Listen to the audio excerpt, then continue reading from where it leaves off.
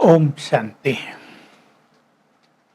ईश्वरीय सेवा, भगवान की सेवा। लोग मंदिरों में भी जाकर भगवान की सेवा करते हैं, परंतु इस समय जब भगवान स्वयं इस धरा पर अवतरित हुए हैं, उन्होंने सत्य ज्ञान दिया, तो सबसे बड़ी सेवा है वो सत्य ज्ञान दूसरों तक पहुंचाना, सबको भगवान का संदेश देना, बहुतों को भगवान से मिला देना, उनको मुक्ति और जीवन मुक्ति का अधिकार दिला देना।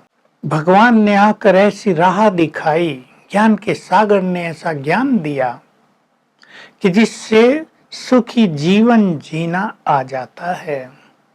तो बहुत प्रोग्राम बाबा के बच्चे देवकुल की आत्माओं को परमात्म मिलन कराने के लिए कर रहे हैं। क्या नहीं किया। किसी ने बहुत प्रदर्शनियां की, किसी ने मेले किए, बड़े बड़े प्रोग्राम्स किए, शिवरात्रि पर प्रोग्राम्स किए, राखी पर, जन्माष्टमी पर कितनी सेवाएं होती हैं। देवकुल की आत्माएं आ रही हैं। ये बिल्कुल ही ऑटोमेटिक है कि जो देवकुल की आत्माएं हैं उनको आना ही है। जो कल पहले प्रभु मिलन के लिए आई थी, पतित से पावन बनने के लिए आई थी, सदगति के लिए आई थी, उनको तो आना ही है। इसमें हमारी कोई बड़ाई नहीं है कि हमने इनको ज्ञान दिया। पुरुषार्थ भी हर व्यक्ति अपनी अपनी क्षमताओं से, अपनी अपनी लगन से करता है। ईश्वर की सेवा है, वही सेवाओं का बल देता है। उसने ही सेवाओं के लिए ज्ञान दिया, वही सेवाओं के लिए बुद्धि प्रदान करता है। तो उसमें कहीं भी मैंपन नहीं आना चाहिए। हमें हमेशा याद रखना है, जो योग्यताएं मेरे पास हैं वो सब प्रभु देन है। इससे हम बहुत निरंकारी रहेंगे, बहुत निर्मल रहेंगे और इसका प्रभाव सेवाओं पर बहुत पड़ेगा। आज तक देखा गया, यदि आप साक्षी होकर देखें चारों ओर की सेवाओं को, तो सेवाओं की सफलता का आधार प्योरिटी, योग, निरहंकारिता, कौन कितना व्यवहार कुशल है, नम्रचित्त है, कितनी सुभावनाएं हैं सबके मन में, इन चीजों पर निर्भर करती है। सेवाओं का विस्तार तो होता जा रहा है, सभी अपना अपना भाग्य बनाते जा रहे हैं। बाबा ने भिन्न भिन्न सेवाएं की हैं और ये यज्ञ रचकर सभी अपने बच्चों को इसमें सहभागी बना दिया है।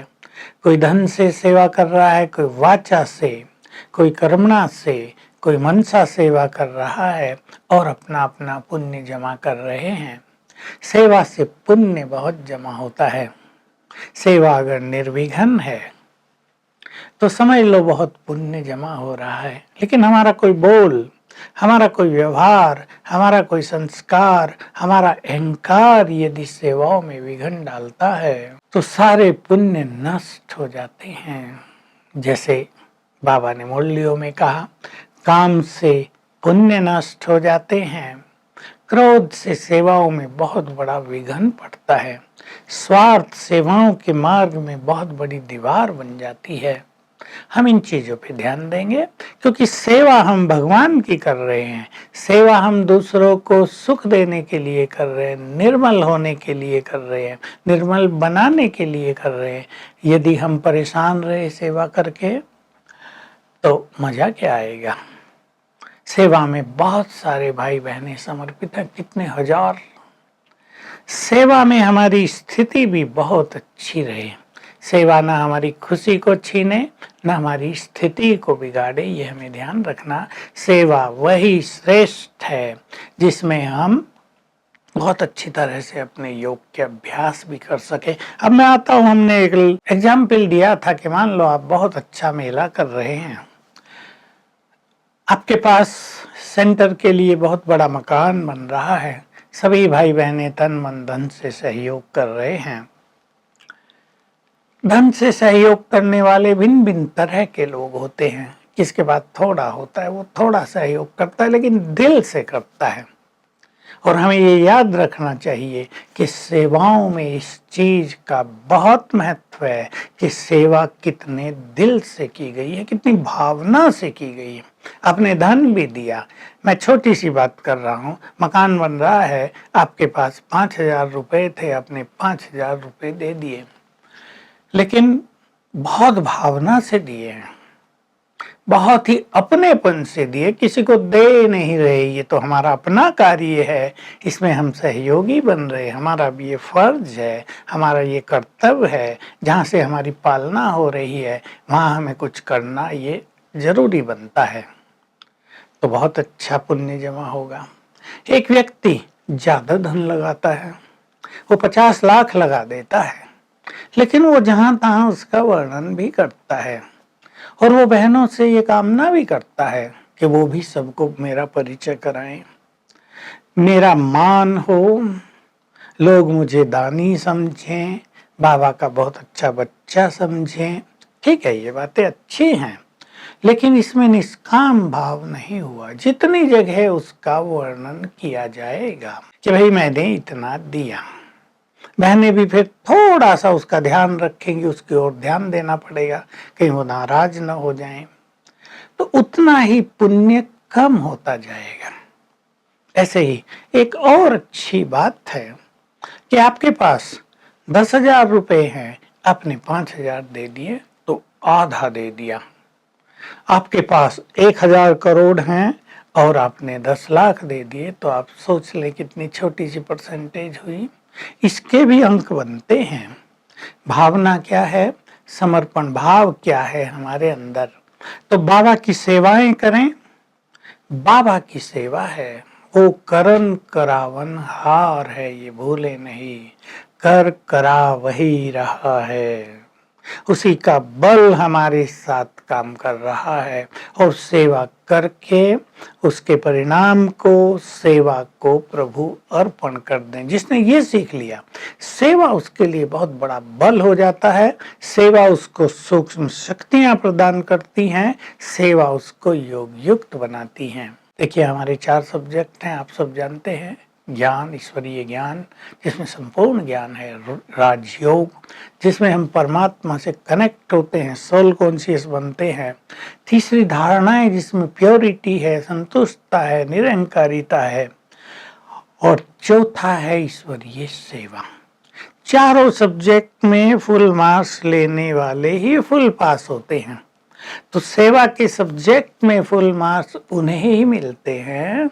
ध्यान देंगे सब बाबा के जो महावाक्य उनका कलेक्शन है, जो सच्चे दिल से सेवा करते हैं, जो सेवा करके कुछ चाहते नहीं कि मुझे मिले, सेवा करके जो गुप्त हो जाते हैं, एक हाथ दिया दूसरे को भी पता न चले, निष्काम भाव से सेवा करते हैं, जो ये नहीं सोचते मेरा नाम हो, मुझे मान मिले, मुझे मेरी शान हो समाज में, ये नहीं सोचते, जो सेवाओं को, हर तरह की सेवाओं को संपूर्ण रूप से सफल करते हैं, चाहे वो मनसा सेवा हो, वाचा करना। बाबा ने कहा सभी तरह की सेवाओं में तुम्हें एक्सपर्ट होना है। ये नहीं हमारी तो ड्यूटी वाचा सेवा की, हम कर्मणा सेवा क्यों करें, ये संकल्प ही गलत है, हमारे मार्ग को कट कर देता है। स्थूल सेवा में भी उतना ही आनंद और वाचा की सेवा में भी उतना ही आनंद। अब वाचा की सेवा करते हुए देखो, ज्ञान तो सभी दे रहे हैं, जो लोग बहुत ज्ञान देते हैं दूसरों पर प्रभाव कम पड़ता है, एक उनकी स्थिति देखो। जो लोग थोड़ा ज्ञान देते हैं लेकिन दूसरों पर प्रभाव गहरा पड़ता है, इन सब के आधार पे नंबर मिलते हैं। तो निरंकारी हमारी सेवाओं ने दूसरों को सुख कितना दिया, दूसरों को मार्ग कितना दिखाया, उनको तनाव से मुक्त कितना किया है, हमारी सेवाएं दुआएं कितना दिला रही हैं। बाबा बुजुर्गों के लिए कहा करते थे, तुम कुछ भी नहीं कर सको, अपना अनुभव सुनाओ जीवन परिवर्तन का, आप कैसे खुश रहते हैं, कैसे पॉजिटिव रहते हैं, तो उससे जो दूसरों को प्रेरणा मिलेगी, तुम दूसरों को उमंग उत्साह दिलाओ, तुम निराश आत्माओं में आशाओं के दीपक जलाओ, जो बहुत कमजोर हो गए उनमें बल भरो, तो ये तुम्हारी बहुत बड़ी सेवा हो जाएगी। तुम्हारा जीवन ही ऐसा हो कि तुम्हें देखते लोग जीना सीख जाएं, तुम्हें देख के लोग सरलता सीख जाएं, तुम्हें देख के लोग नम्रता सीख जाएं, तुम्हारे खुशनुमा चेहरे को देखकर वो भी खुश रहना सीख जाएं, तो ये भी बहुत बड़ी सेवा होगी। तो इन चीजों का हम ध्यान रखेंगे तो सेवाओं में हमें फुल मार्क्स मिल जाएंगे। ये सेवाओं का सब्जेक्ट भी बहुत ही सुंदर है। सेवाओं में हम सभी लगे हुए हैं। चिंतन करेंगे मेरे साथ। किसी को सेवाएं बहुत आगे बढ़ा रही हैं, तो किसी को सेवाएं पीछे भी हटा रही हैं। कोई सेवाओं में आधिपत्य चाहते हैं और गलत चीजों का प्रयोग भी कर रहे हैं। वो गलत चीजें आप जानते हैं कई लोग कर रहे हैं। ऐसा करने से जो आधिपत्य चाहते हैं, आधिपत्य माना अथॉरिटी मुझे मिले, इंचार्ज मैं बनूं, जिनमें सेवा भाव कम है, दिखावा ज्यादा है, बाबा की नजर उनसे हट जाती है और उनकी सेवा बहुत फलदायक नहीं होती है। वो सेवाएं बहुत करेंगे पर फल बहुत कम मिलेगा, ये हमें भूलना नहीं चाहिए। बाबा ने एक बहुत सुंदर बात कही है, उस पे भी हम सब ध्यान देंगे। बड़ी सूक्ष्म बात है, बहुत बार आ चुकी है। सेवाओं में मनसा सेवा, वाचा सेवा और कर्मणा सेवा एक साथ हो।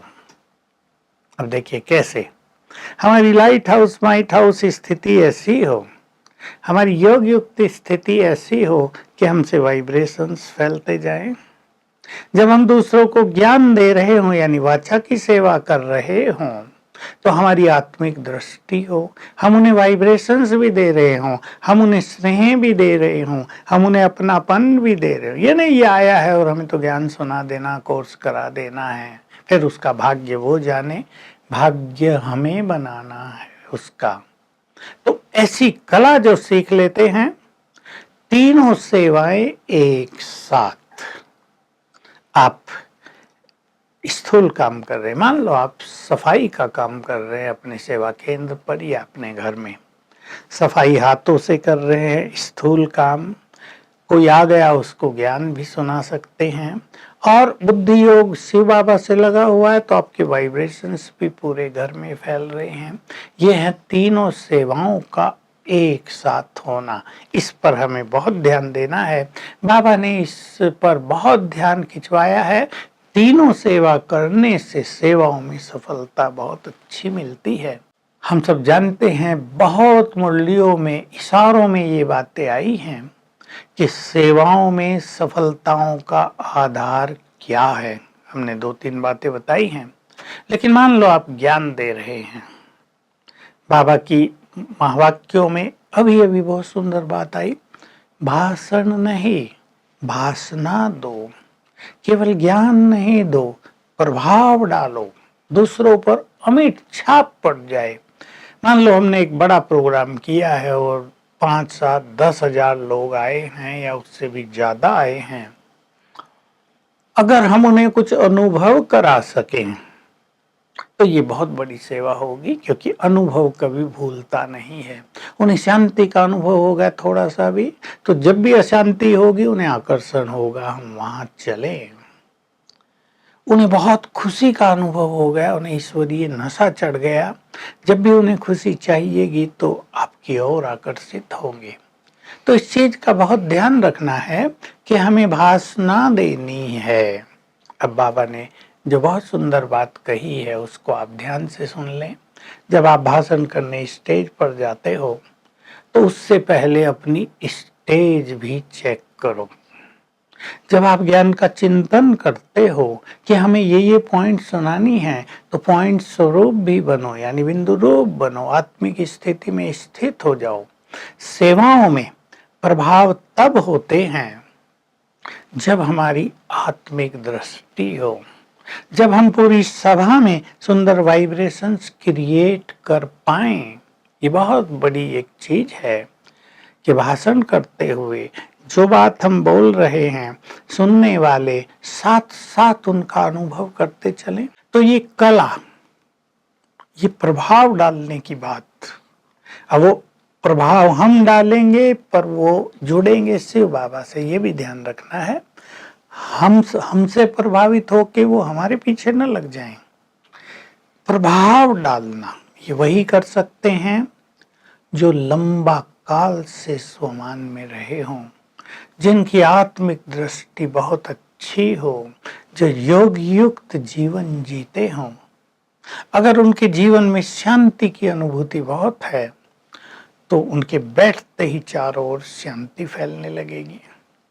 आपने सुना हो जानकी दादी के साथ वहाँ के एक बड़े सिद्ध पुरुष है, वो तांत्रिक जैसा भी है, मन की शक्ति उसके पास बहुत है, यूरी गेलर।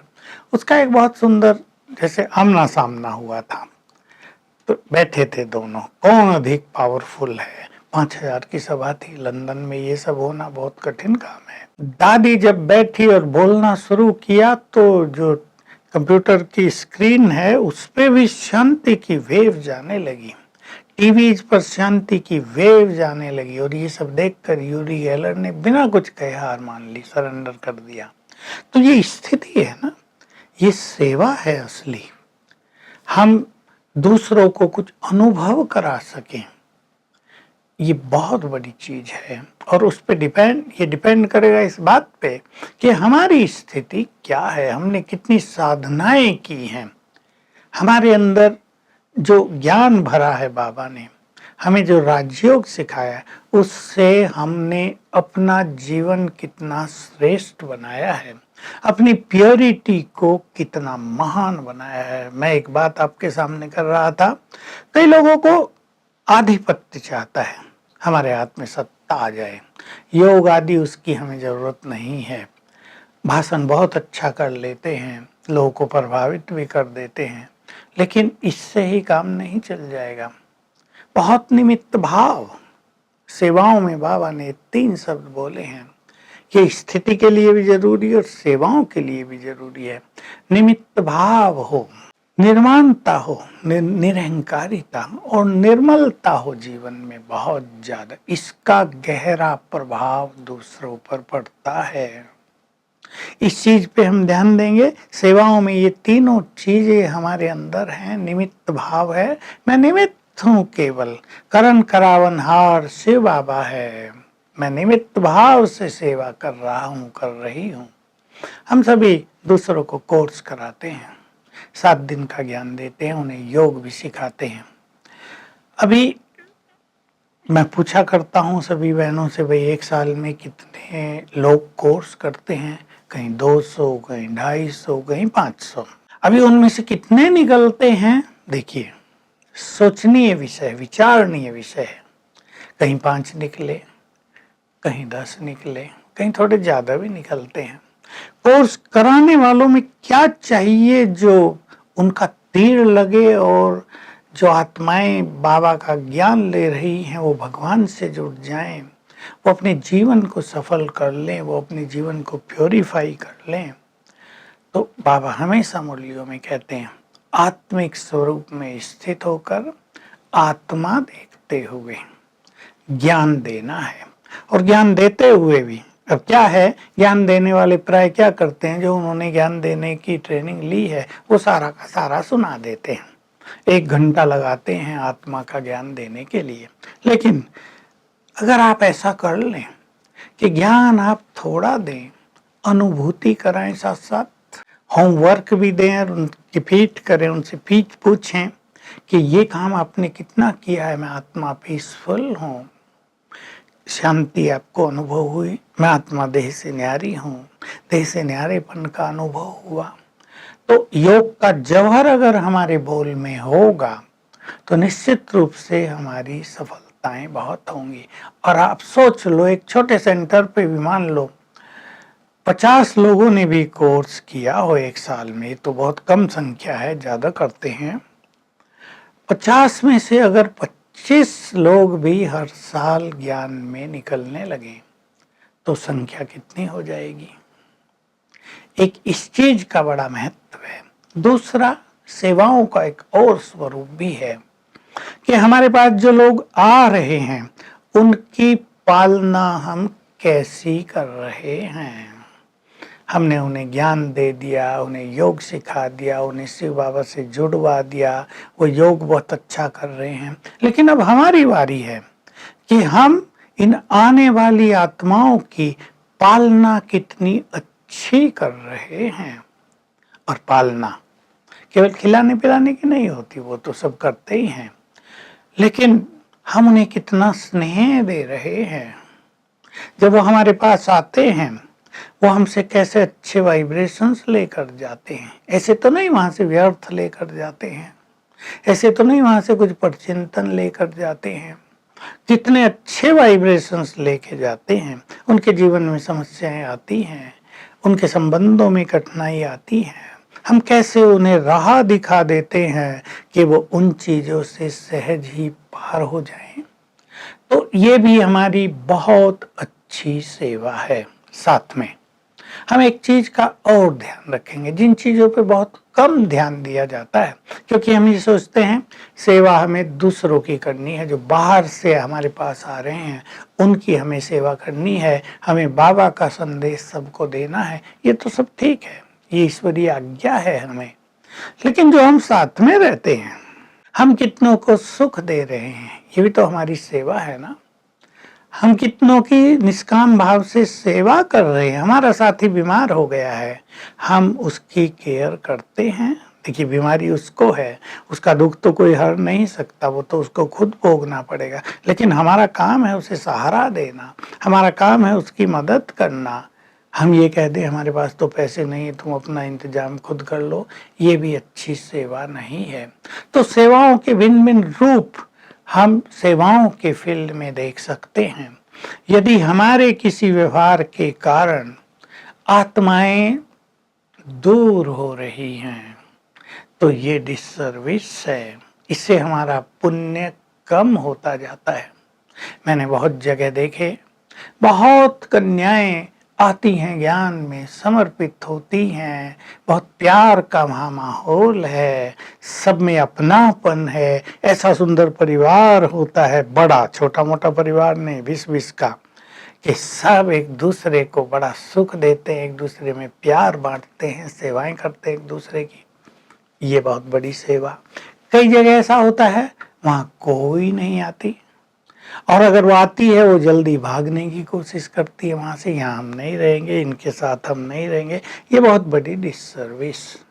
तो हमारी स्थिति ऐसी हो, देखिए बहुत बड़ी सेवा करती है हमारी श्रेष्ठ स्थिति। हमारी स्थिति ऐसी हो कि बहुत सारी आत्माएं भगवान के कार्यों में अपना जीवन अर्पित कर दें। बहुत बड़ी चीज है। बहुत पहले बाबा ने यहाँ कहा था, अगर तुम सब व्यर्थ संकल्पों की क्यू को समाप्त कर दो, बहुत सुंदर बात है, तो तुम्हारे सामने समर्पित होने वालों की भी क्यू लग जाएगी। जैसे तुम बाप पर समर्पित हुए हो, तुम भी तो इष्ट देव देवियां होंगे तो सबसे बाबा पर ही समर्पित, पर लाइन लग जाएगी हमारे सामने। बहुत लोग अपना जीवन, अपना तन मन धन ईश्वरीय कार्यों में समर्पित करना चाहेंगे। तो हम बहुत अच्छी सेवा करने के लिए अपने स्थान के वाइब्रेशंस को व्यर्थ से मुक्त करें, क्योंकि बाबा से पूछा गया था कि सेवाओं की सफलता का आधार क्या है, तो ये एक नया उत्तर बाबा ने दिया था, निमित्त आत्मा के वाइब्रेशंस और उस स्थान के वाइब्रेशन से जिम्मेदार हैं सेवाओं की वृद्धि के, सेवाओं की सफलता के।